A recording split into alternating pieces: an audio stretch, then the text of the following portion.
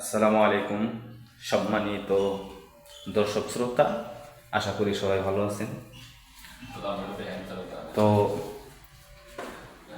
কিছুক্ষণ আগে, হতে পারে 1 ঘন্টা, সো আমার যে কলিংরা ছিল, তো একসাথে কাজ করতেছিলাম।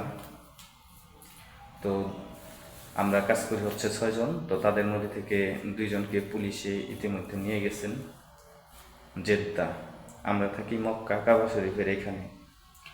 তো আমার পাশে যাকে দেখছেন, সেও আমার একজন ফ্রেন্ড। সো কপাল ভালো, কপালবশত তাকে পুলিশ দেখে নাই। তো এই জন্য আল্লাহর রহমতে উনি পুলিশের হাত থেকে এবারের মতন বেঁচে গেলেন। জানি না, সবাই দোয়া করবেন। আমাদের জন্য সবাই দোয়া করবেন। জানি না এই মক্কা শহরে আমাদের রিজিক আল্লাহ পাক কতদিন রাখছে। তো আমরা তো এখন অন ডিউটিতে আছি, সো সেরকমভাবে কথা বলতে পারতেছি না। কখন আমাদের মদির চলে আসে বলা যায় না। তো তারা আসলে একটু চেক করে আমাদের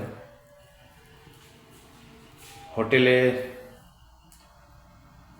এখন কাজের লোক খুবই কম, কিন্তু মুদির বেশি। এই জন্য প্রচুর ঝামেলা আমাদের। যেখানে কাজের লোক দরকার মোটামুটি 40 কিংবা 50 জন, সেখানে আমরা কাজ করি হচ্ছে 6 জন।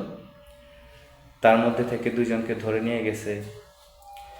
জানি না আমাদের এরকম কতদিন হয়, এত পরিমাণ চেক, এত পরিমাণভাবে নিজেকে সচেতন থাকতে হয়, তো ভাষায় প্রকাশ করা যায় না।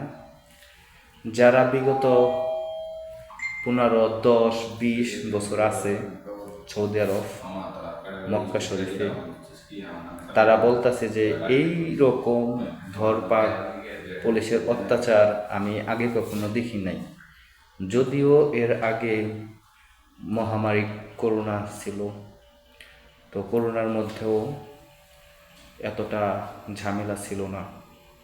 এখন যতটা ঝামেলা, এখন যদি বলা হয় কেন এরকমটা ঝামেলা, তো মনে করেন এখন